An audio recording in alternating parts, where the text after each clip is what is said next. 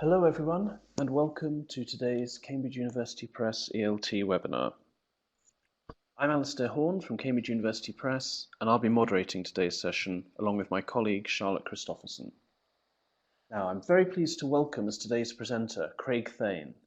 Craig has been involved in ELT for 30 years.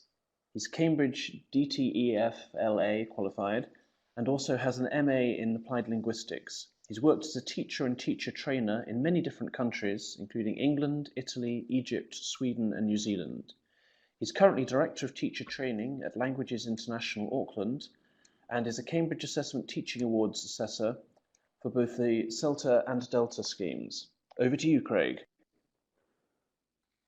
Thank you, Alistair, and welcome to everyone. Thank you for joining us for this webinar this evening. I'm speaking to you from Auckland in New Zealand, where it's currently 10 o'clock in the evening. So first of all, good evening to everyone on this side of the world, but good morning and good afternoon to those of you who are in other parts of the world.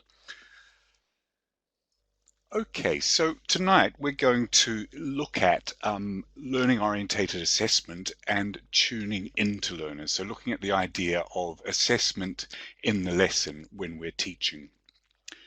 So first of all, I'd like to just briefly explore what assessment of learners means for you. Then I'd like to outline some of the benefits of learning-orientated assessment for teachers and learners. Then I'd like to look at the kind of explicit and implicit evaluation of learners that teachers carry out on a daily basis. And then we'll move on and look at some of the challenges associated with that. And I'd like to outline some strategies that maybe can help you tune into learners and evaluate their language, some practical hints and suggestions. And then finally, I'd like to look at practical ideas for recording information about learner language. Okay, so I'd like to start with a task, a very simple task and a very open task, looking at this very simple phrase, assessment of learners. What associations or connotations does this phrase have for you? So if you could type that into your chat box.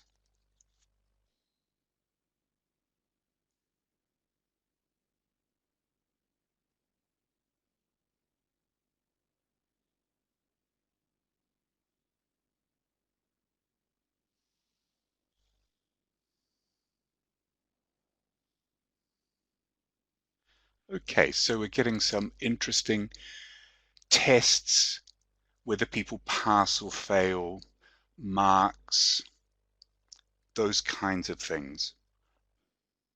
Okay, so progress, formative, summative. So obviously a lot of these things are to do with evaluation of learners, but coming through this idea of marks and passing and failing, etc. So I want to explore another dimension of assessment which is associated with learner-orientated assessment. So what I'd like to do is move on to this next task. If you could just take a minute to read this dialogue. It's not a real dialogue, but over the years that I've been teaching, I've heard conversations like this quite frequently in the staff room. So A and B are two teachers talking about a learner, Bianca. So could you please read the dialogue and then in the chat box comment on the degree to which you think a conversation like this is reasonably typical in staff rooms that you have worked in.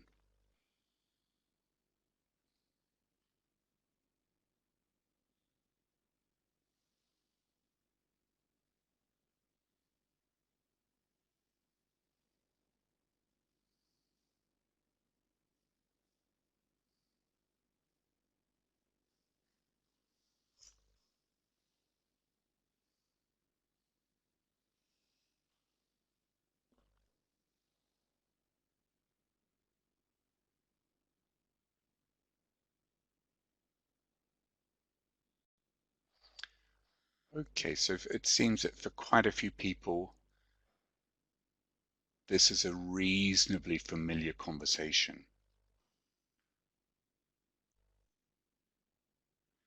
But I guess it will depend on the context in which you work, whether you're working in a private English language school or maybe in a state school. And I guess it also depends a little bit on the degree of collegiality between teachers.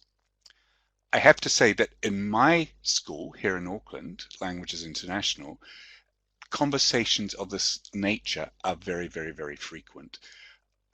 Our teachers are very interested in tracking the progress of learners, and every month they have to report on their learners and their learners' progress. So now I'd like to look at another task. This information, the kind of discussion that teachers have about learners, what happens to this information when teachers are talking about learners' progress, how well they're doing, etc.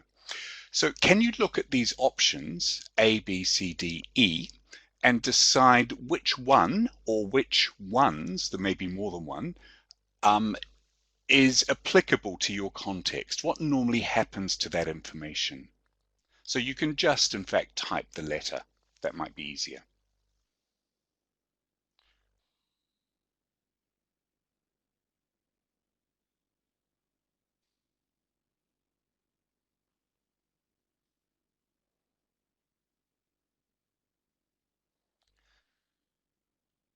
Okay, so that's, yeah, I'm getting some interesting results here.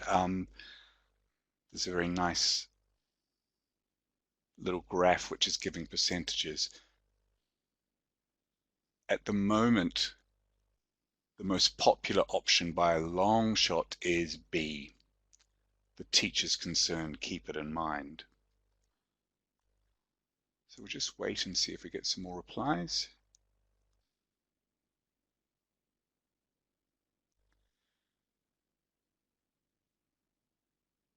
Okay. So what I think, as I predicted, as I imagine, because this has been my experience of staff rooms, is that B is the most popular option. And I think that this is very interesting because it shows how we as teachers are carrying around a lot of information about learners in our heads. There are some people who have noted that it is noted down. There is a couple of examples where people are saying that the observations are formally recorded and reported on to academic managers. But largely, I think it's probably fair to say that this information remains in teachers' heads. We carry it around with us.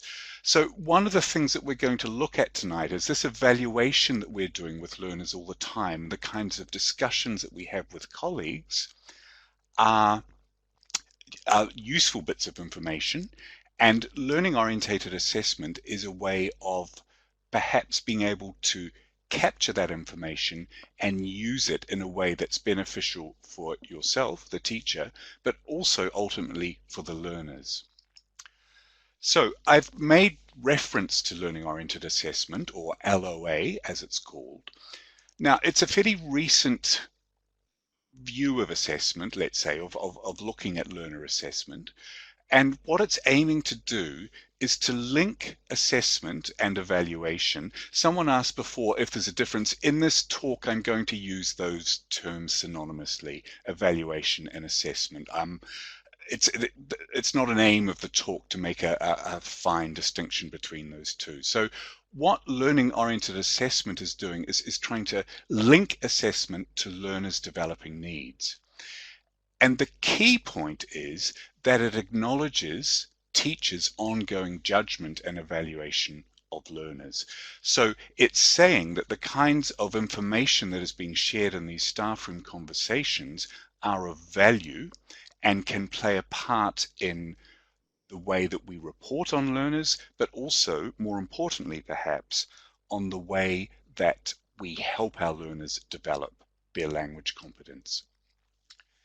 This is a nice quote from James Papura from his book on assessing grammar. And it's a very clear and neat definition of learning-oriented assessment. It involves the collection and interpretation of evidence about performance so that judgments can be made about further language development. Now, the idea of collection interpretation seems like something very, very formal, but I think that when we as teachers go into the classroom, we are automatically beginning to collect information about learners' language, and at the same time, we're beginning to interpret it. So let's maybe now move on and look at a practical example of what we mean by learning-oriented assessment. And I think that for we as teachers, the easiest way for us to conceive this is by looking at a typical teacher and a teaching, let's say not teacher, but a teaching and learning cycle. So often we start at the top with a task, and a task is likely to involve some kind of language activity. While the learners are performing that task, the teacher will probably be evaluating them, observing them, and evaluating their strengths and weaknesses. At the same time, the teacher may be making a record of the interpretation that they make of the learner language. That could be informal or it could be formal. So it could be just making a mental note. You sort of, as you're listening to a learner, you think, they've got a problem with this particular sound or that word or that grammar point. Or it could be something a little bit more formalized where you're writing something down and making notes. After that, the teacher might make a decision. Now, that decision making can happen during the lesson where you think, I need to address this issue immediately, and you respond to learners. Or you might reflect on what you heard in the lesson after the lesson and then make a decision about what to do. At the same time, you might give immediate feedback to learners on perhaps a need that you've perceived that they have, and you feel that you can help them address that need on the spot and you give them immediate feedback. Or conversely, you may give delayed feedback. It could be at the end of the activity, or it could indeed be the following day. Now, on the basis of that, you perhaps then might modify the learning objectives. So, for example, you might have got the learners to do a task where they're practicing the present perfect, for example, and you observe them doing that. You note whether they're having problems with maybe the form of the language or maybe the meaning of the language. You decide what to do about that, whether you're going to give them feedback, when you're going to give them feedback, and then you might think by the end of the activity, they're really struggling with that. I think they need some more practice. I need to give them some kind of review or revision activity and then get them to actually perhaps do another task. So that is kind of an example of this task learning orientated assessment cycle. I think the other point to note here, which I've kind of alluded to but haven't made explicit, is that from the moment of teacher observation through to feedback to learners, or indeed even modify objectives, that can all happen within maybe a 5-minute sequence during a lesson, but conversely, it might also occur over 2 or 3 days. So your decision making and your feedback could be delayed, or it can indeed be immediate on the spot. So the time factor here can vary significantly. So let's now look at where that task cycle fits into everything else that's going on, and what's feeding into that LOA task cycle that we've just looked at. So one thing, so in a way, what this diagram represents is what's in our minds, I think, as teachers. So usually, or typically, when we're working, we have an assessment framework within which we work. Now, this could be something that is decided by individual institutions, or it could be something broader, which is decided by a board of education or a ministry of education or whatever. So we know that there are certain assessment activities that our learners will have to do. In our minds also, there is the syllabus. Again, this could be part of the curriculum that's determined by the institution. There could be some kind of validating body, like a university or a high school, which determines the syllabus. But the syllabus also might just be a course book that you happen to be using. And then the third circle there is the learning objectives. Now, this is something probably that's going to be determined by you, the teachers. So you will have your syllabus, you'll have some activities, and you will have a clear idea of where you want to get by the end of the lesson. You will have learning objectives. So often we see these as being part of a lesson plan, which may be explicit or it may be just something that's in your mind. So all of this is feeding in to the LOA cycle, the task cycle, the previous diagram that we looked at. And I think all of these things are influencing our decision making as we go along. So let's now try and pull that together, looking at the assessment side of things, the kinds of assessment, broadly speaking, that might be going on that help us to evaluate learners. So the first thing is that there are probably going to be some kind of formal test.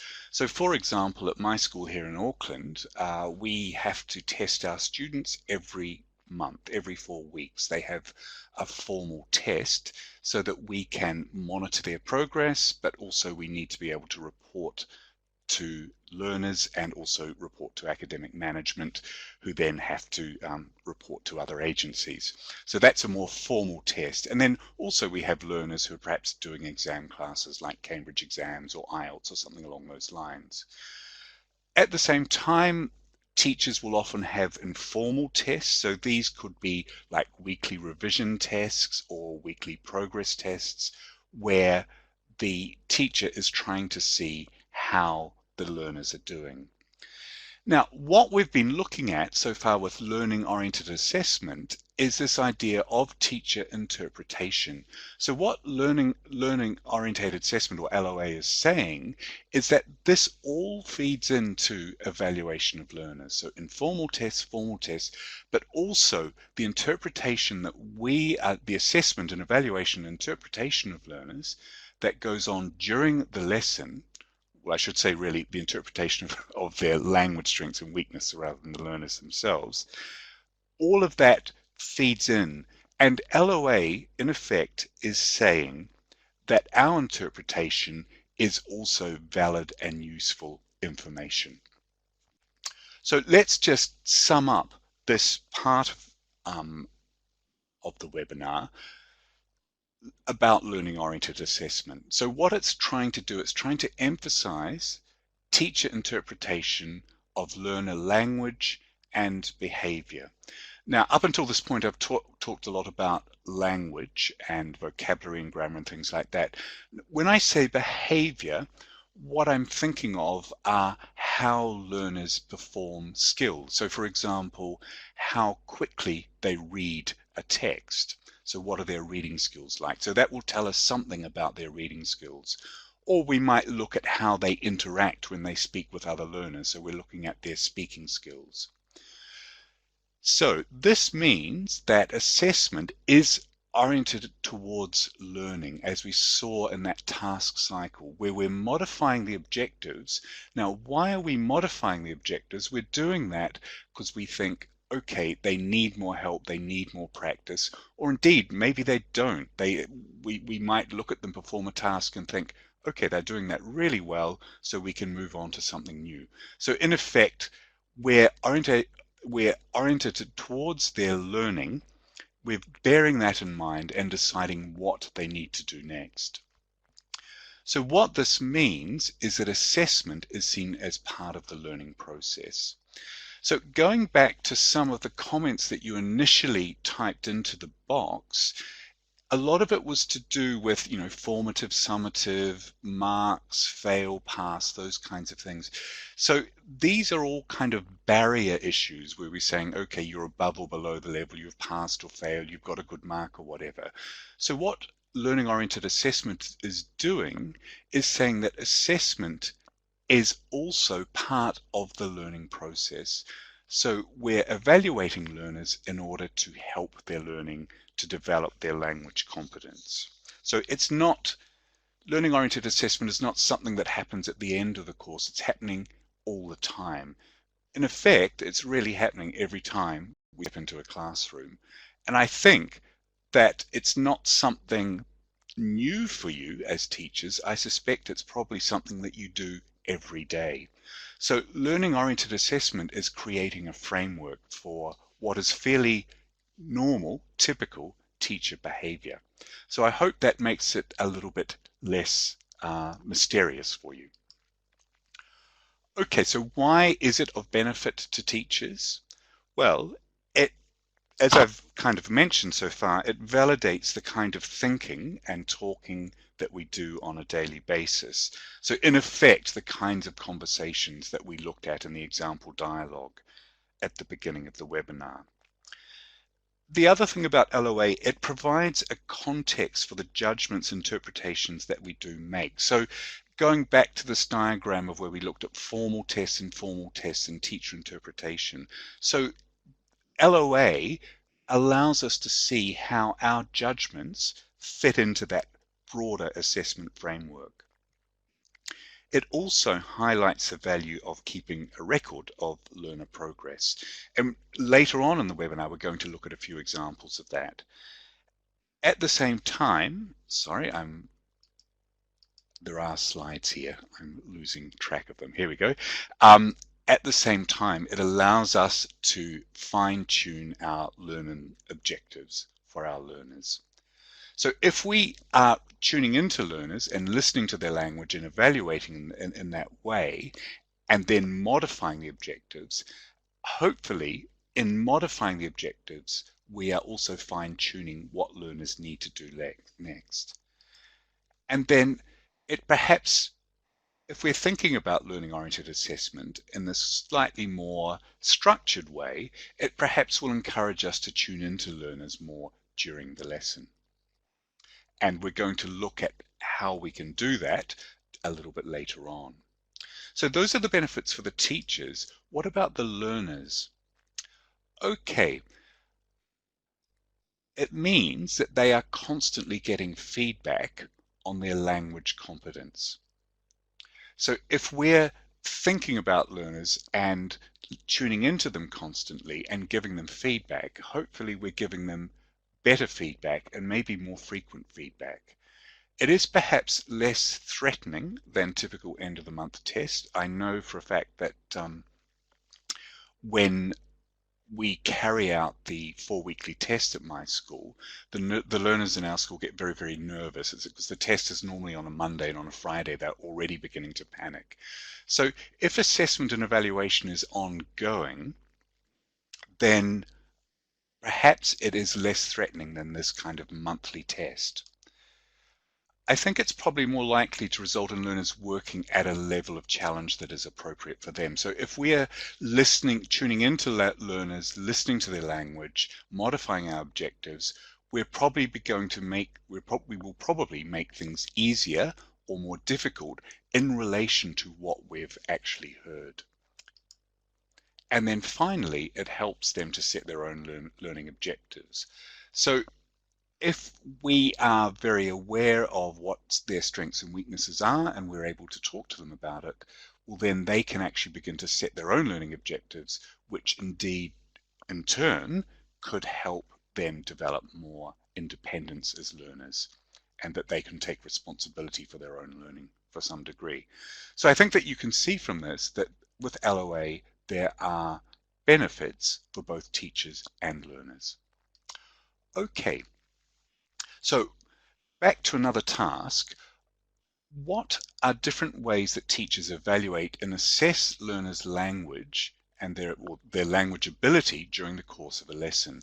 So I've given an example here. Often we will perhaps use a concept question or something along those lines, or maybe a grid or whatever, to check that learners have understood the meaning of a grammar concept. Now, what I'd like you to type into the chat box is other examples that you can think of when teachers are assessing learners' language ability during the course of a lesson. What kinds of things are going on? But I would like to stress that the focus here is on their language ability and not classroom management. So we'll just see what answers we get.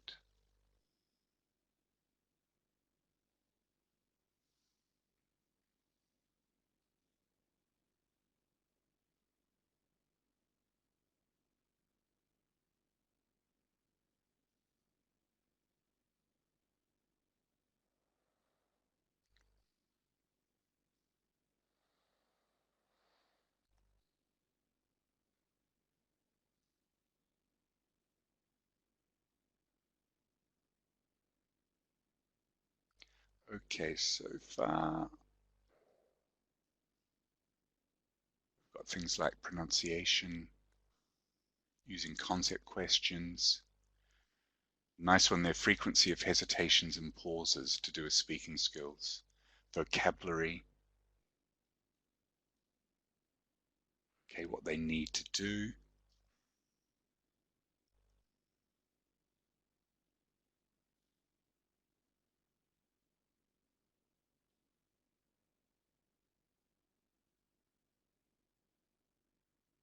Just waiting on a few more answers. Good concept questions.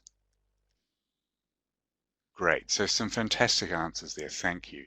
So in the interest of time management, I'd like to just outline some of the things that I looked at. So concept checking been mentioned already. Drilling is another way of evaluating learners during a lesson. We're going to look at that in a little bit more detail in a minute. When learners are doing some kind of practice activity, be it written or spoken, and whether it's controlled or semi-controlled. So, for example, if learners are doing, let's say, a controlled written language practice activity, we can actually look at whether they've understood, whether they're putting the right words in the gaps, and whether they've understood the meaning or the form perhaps of that language. Freer oral practice, I think, is kind of critical, and we're going to look at this in a bit more detail. Spoken fluency activities, so Rosita, your comment about hesitations and pauses, perhaps this is something that we would evaluate when learners are doing this. Free writing tasks, we might be checking learners' ability to deploy specific writing sub-skills like spelling or correct organization of a text. But also reading and listening comprehension tasks. They help us understand whether learners are able to extract meaning from reading and listening text. So in effect, this list of activities, I think, covers quite a lot of things that go on during the course of a lesson. And I think that often we are evaluating learners when we're doing these things. But I think that there is a slight distinction between what I would call a typical learning aim or objective and an LOA learning aim or objective. So to illustrate this, we're going to look at drilling. Now, I think that a typical learning aim of drilling is to provide highly controlled practice of new language. That's often what someone who's doing an observation lesson, they might put this on their lesson plan as a kind of a formal learning aim associated with drilling. But if we look at that in terms of learning-oriented assessment, the aim there might be that we're checking that learners have comprehensible pronunciation of new language. So we're drilling the language and we want to be sure that they're saying it well enough that they will be understood.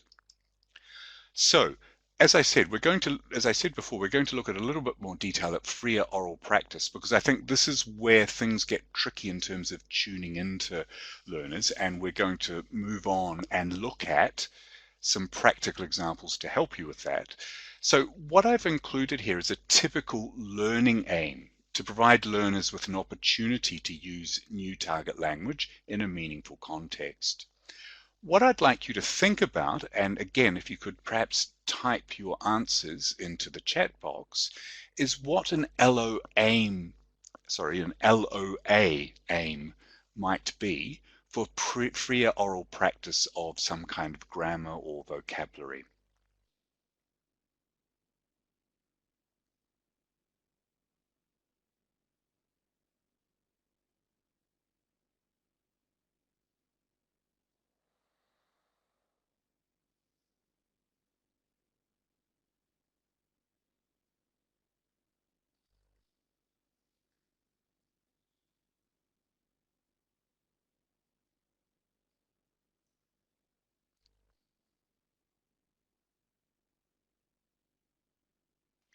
Good, some really nice answers coming through here. The learners are using appropriate language, appropriately in a context that is meaningful to them. Register, great. Use the grammar correctly. If they're fluent, a correct register, intonation. checking understanding. Good, their communication competence.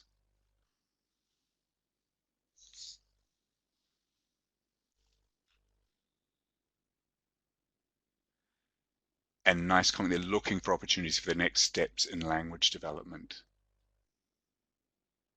Great, they're fantastic answers. That's wonderful.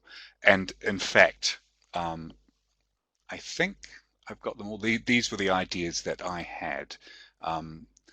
So their ability to manipulate the form of the new language, that they do understand the concept, their phonological comprehensibility, but that that includes everything: sounds, intonation, stress, etc. Ability to integrate the new form with discourse, so with other bits of language, that they can contextualize this new language well, that they're using the language in an appropriate way for a particular context.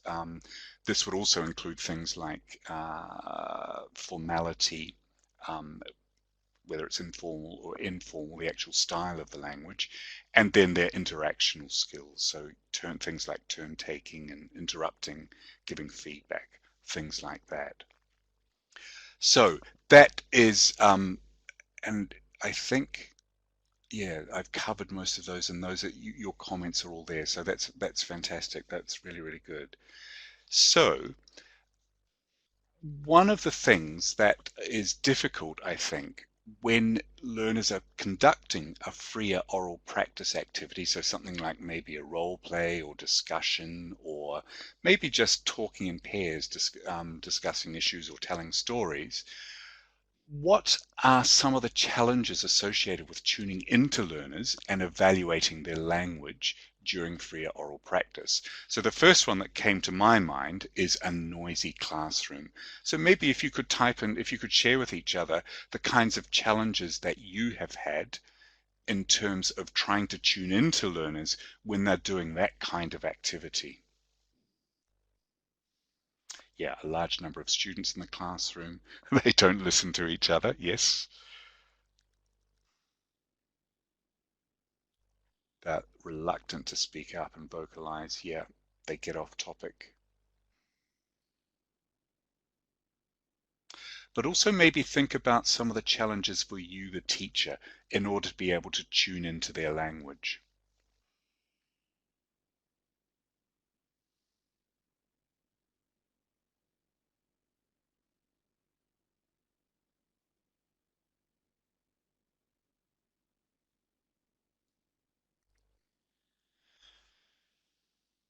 So we're getting quite a few comments about learners using their mother tongue. Yes, that is very true.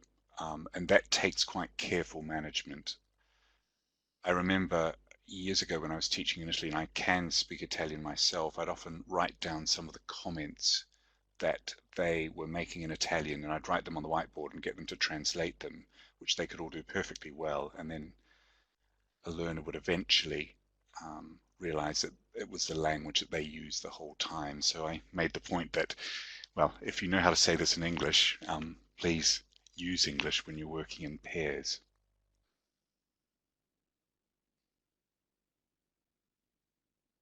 Okay, so in effect, yes, I think there are quite a few challenges there to do with whether learners are on task or off task, etc. But also what I was thinking about more here when I was thinking about this activity, it's how we as teachers can tune into learners. So things like a noisy classroom, but also I myself find it quite difficult just to get around all the learners. If you've got maybe 15, 16 learners in a learner group, how can I actually listen to them all? How can I hear them all? And there's a lot of activity going on at the same time, and are they using correct language or not? And when I speak to when I speak to teachers maybe who are less experienced, a lot of them say that they find this the most challenging thing of all, is actually being able to tune in and hear what learners are saying, because it's noisy, because they don't know what to listen for. So what I want to focus on when I mention some strategies for tuning into learners It's not so much to do with classroom management, but it is to some degree, but it's some ideas of how you can actually hear learners' language more clearly so that you can evaluate and interpret their strengths and weaknesses. So one strategy that I adopt is I think quite carefully about where I'm going to be in the classroom, and physically, am I going to stand or am I going to kneel? Am I going to stand in front of learners or am I going to stand behind them? Am I going to maintain eye contact or not? Now, someone mentioned before often that learners will clam up, particularly I think when the teacher moves towards them. And I think that if you make a point of not making eye contact, that can help, because as soon as you do, they sometimes feel that they need to talk to you, or they become aware of your presence and they will shut down. So I think it's very difficult, I think, to generalize about what anyone should do in any one teaching context, because it differs. You've got different size classrooms, you've got different size learner groups, and you've got different kind of cultural attitudes associated with your learners and what they see as being appropriate or not. What I'm suggesting here is to think about what's going to work.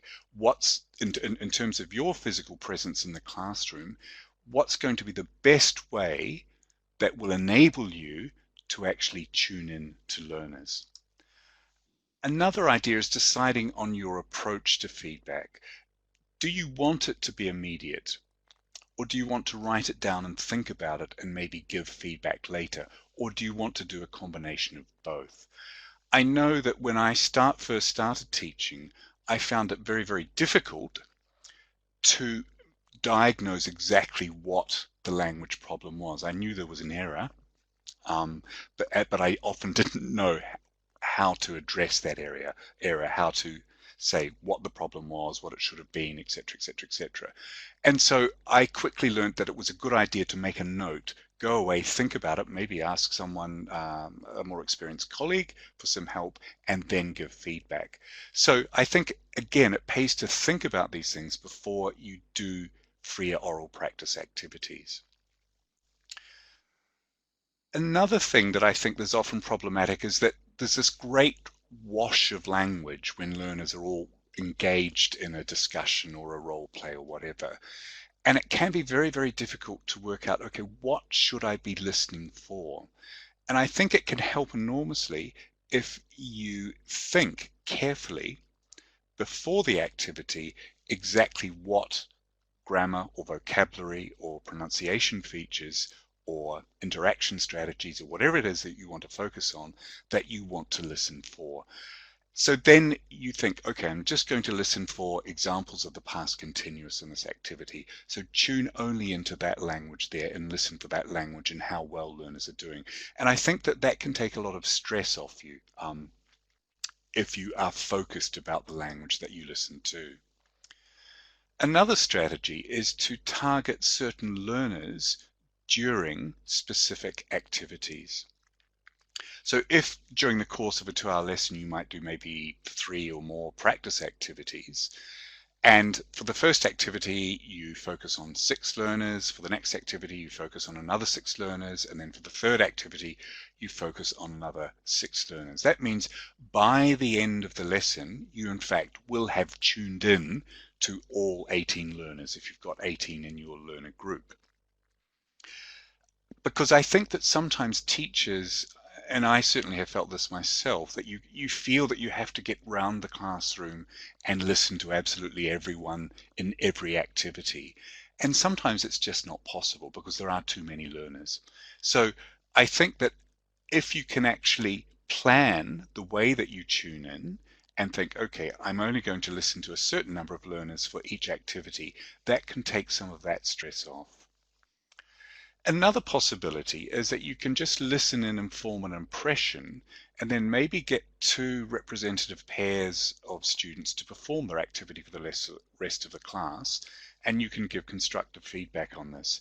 Now, I appreciate that this is maybe in some contexts this could be a little bit problematic, and clearly you need to introduce this idea quite carefully to learners, because some of them will feel very uncomfortable actually performing their role play or their discussion, or whatever it is, to the rest of the group. But that can be a useful way of doing it, because what it means is that the rest of the class have actually heard that language as well. So when you are giving feedback, they know what examples that you're focusing on because they've heard them. A key thing to, if you do adopt this as an approach, and I'm not suggesting that you have to, but it's just another idea, but a key thing there is that the feedback does need to be constructive.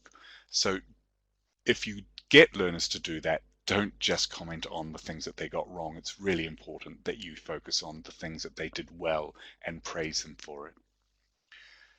Another possibility is that over maybe a week or 2 weeks or however long, you can actually record learners, clearly again with their permission, doing different activities. These days, with smartphones and digital recorders, it's very, very easy to do this.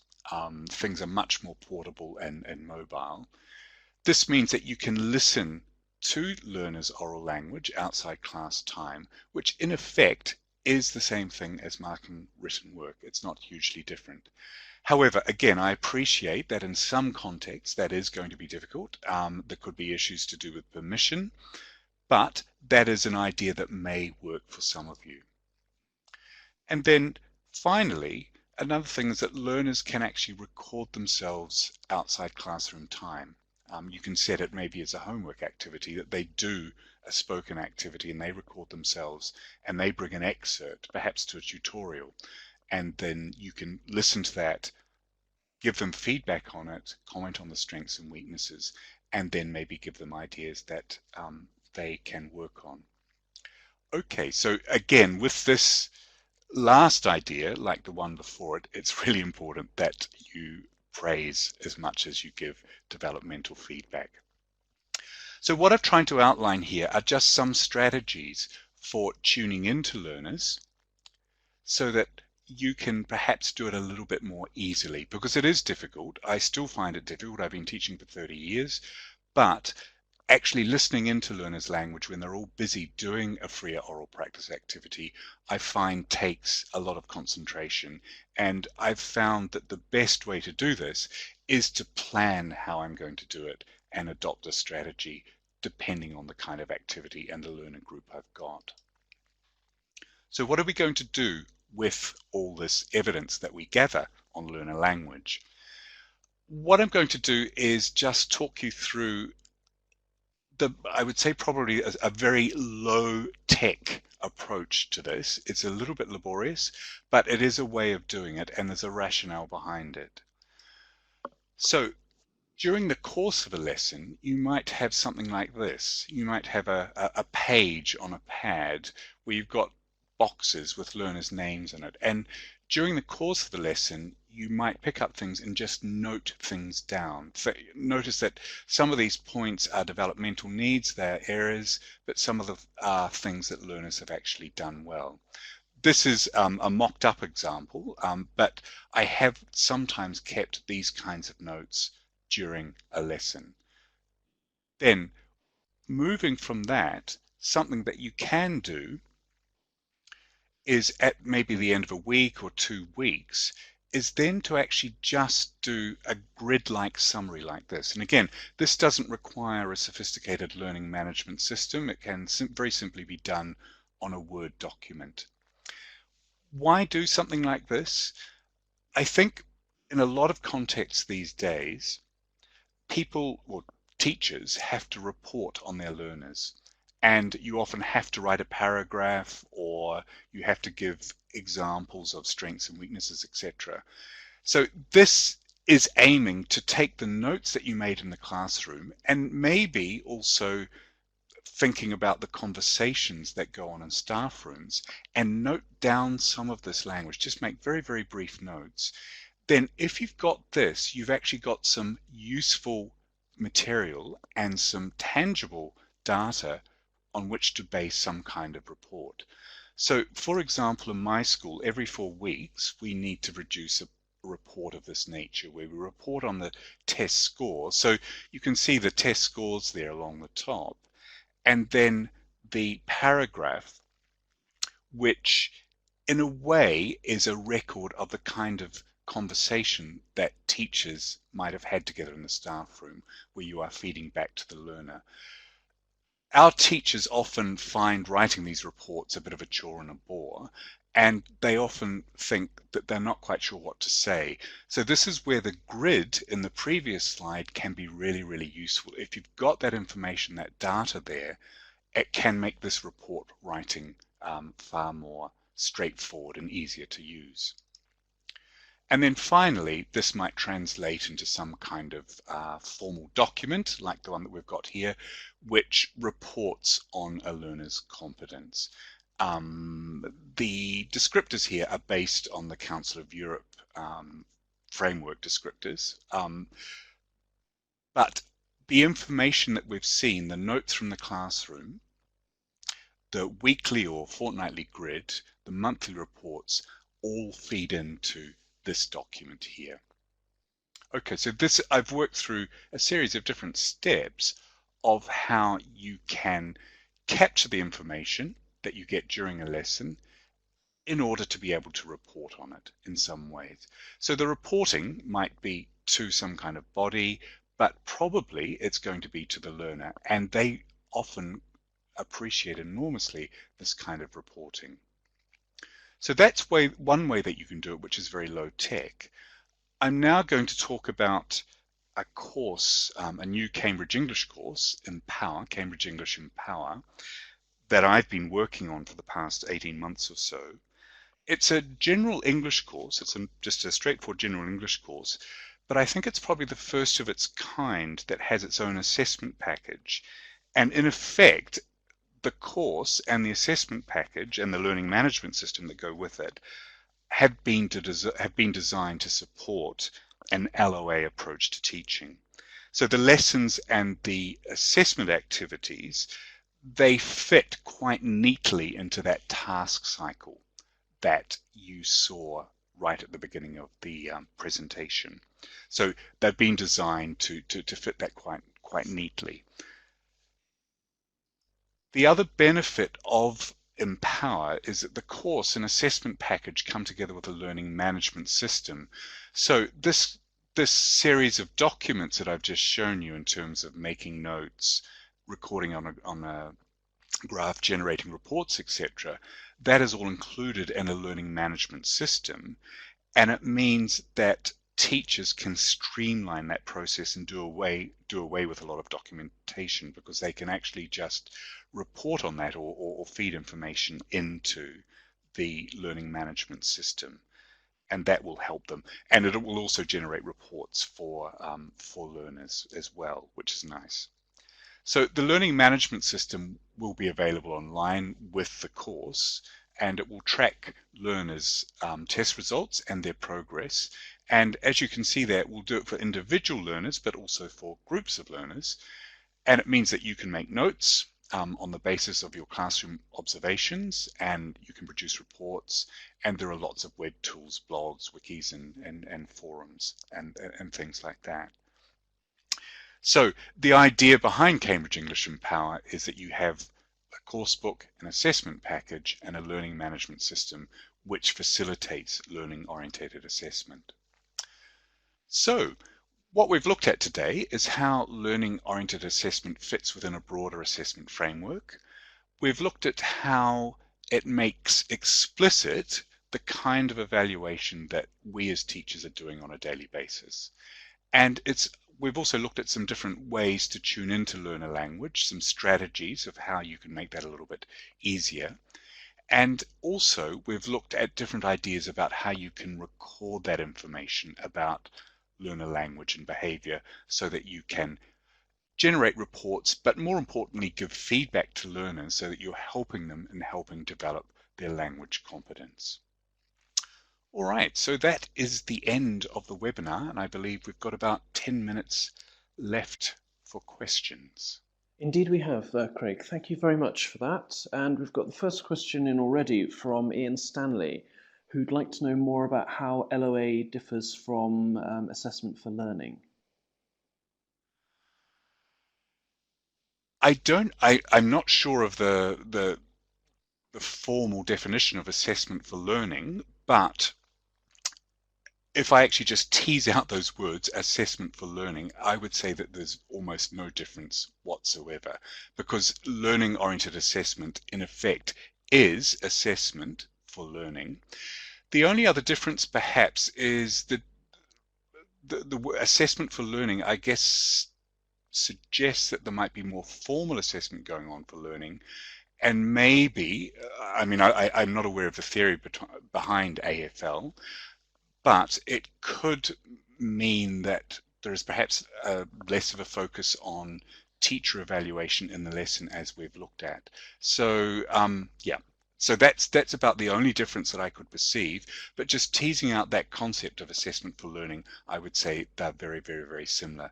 And you know, the good thing is that both concepts are looking at this idea of assessment not as a kind of a benchmark or a finish point or a grade or whatever. It's evaluation and assessment for the point of actually helping learners and develop their English language competence.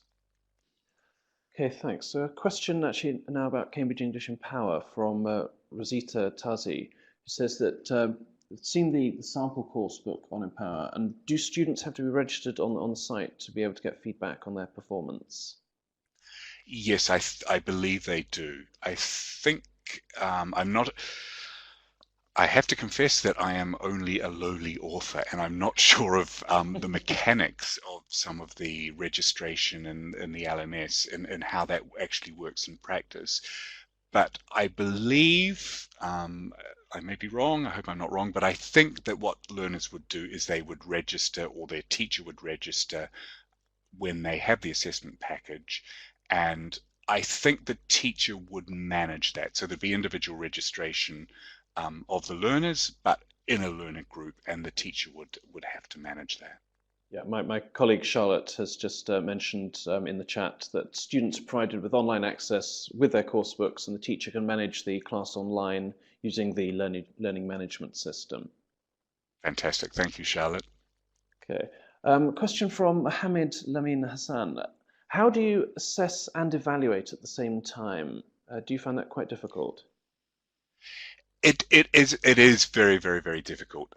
So I think I mentioned before, Mohammed, it's a skill that actually takes time to develop. It's quite a specific skill. And I mentioned before that when I started out, I found it very, very, very hard. And that often my strategy would be just to write down. I knew intuitively, I thought that sounds wrong. So I'd write it down and I'd think about it and delay the kind of feedback, or take those language examples away from the classroom and think about them in order to evaluate them. So it is, I really appreciate what you're saying there, because it is very difficult to do that at the same time. And that's the strategy that I would recommend or suggest as note-taking. So that means that your learners would get delayed feedback, but I think that's okay, because it's often better to get delayed feedback which is of better quality than to get a kind of a knee-jerk answer to something which in fact may be wrong. And I must confess that when I started out as a teacher 30 years ago, I think I said a lot of rubbish to students because I felt as though I needed to evaluate and respond in some way, because I thought I'd lose face if I didn't. So I would kind of, invent rules on the spot, which weren't really true. And, learners occasionally would catch me out. So that's not a good strategy. It's better to make note, take it away, think about it, talk to a colleague who's more experienced if you're not sure, and then give feedback to the learners. Okay, thanks, Craig. Question from me actually, if that's okay. What feedback have you had from learners about this? About what, sorry? About your strategies for tuning in, and particularly I'm thinking about the way that you're giving them feedback, the changes that you've made in your own practice. Have students reacted to this? Yeah, the thing that they note, some of this, I mean, some of it they don't, they're maybe not necessarily aware of, because it's a personal decision that I'm making, and I don't necessarily announce that I'm going to do this, that, or the other thing. Okay. Um, but occasionally, when I will say to them, look, I'm just going to listen into um, how you're using this particular verb phrase or whatever. They're usually fine about that. I mean, I know that learners will often say, I want you to correct everything. But, if you've got 18 learners in a group, you can't correct every mistake that 18 learners make. So I think you need to make that clear to them. Where I've done things like that are perhaps a little that do involve learners, when I've got them to say perform, most of them have been fine about it. I usually, obviously, I talk to learners and explain why I'm doing it and why it's a good idea if they can actually hear examples of one another's language. And I will usually start, obviously, with a couple of confident learners. And I think that it's easy to build up trust, particularly when you are clear about the fact that they are going to get both positive and developmental feedback, and that it's not just a situation where they're going to be performing a speaking activity and then they're just going to have all their errors listed on the board. And in fact, a lot of the learners who actually, when they perform these role plays or speaking activities for the rest of the learner group, often say that they appreciate it. But those things do take a little bit of setting up. I have had learners who don't like doing it, are very shy, and if that's the case, I certainly don't force the issue. I don't think that's a good idea. Okay, thanks. Question from Merrin Fawcett, who asks whether you use the term developmental feedback with your learners, or do you simplify it? I usually simplify it. Clearly, it depends on the level of the learners, but I might just sort of say, I heard one or two problems. Let's have a look at those. These things were good. These things maybe we need to think about. Usually in that way, because I think developmental feedback, unless it's a higher level group, is kind of meta language that we might use amongst ourselves as teachers. But I think we probably need to grade that down for most learners, and usually in those kinds of terms. Okay, thanks very much, Craig. I'm afraid that's all we've got time for today, everyone. But don't forget that next week, at the more usual time of 3 o'clock UK time, Kids Box authors Caroline Nixon and Michael Tomlinson will be joining us to discuss some activities to improve young learners' communication skills. That's followed on November the 4th with a webinar for teachers of very young learners, with Lynn Durrant offering ideas for creating a stimulating pre-literacy classroom. And after that, on the 11th, we've got Ben Goldstein and Paul Driver, authors of the forthcoming Language Learning with Digital Video, joining us. On November the 18th, Steph Dimond Baez suggesting ways of using images to stimulate learner engagement. And on November the 25th, face-to-face author Gilly Cunningham will be offering some practical and fun ideas to help students revise and retain the language they've learned. So if you miss any of those webinars, don't forget that we share the recordings on our YouTube channel and on our blog. We'll post the link to that in the chat. And you can keep up with all our news on our Facebook page and on Twitter. So we hope to see you next week. Okay. Thanks very much, Craig. You're welcome. Can I be heard? No, on air? Yes.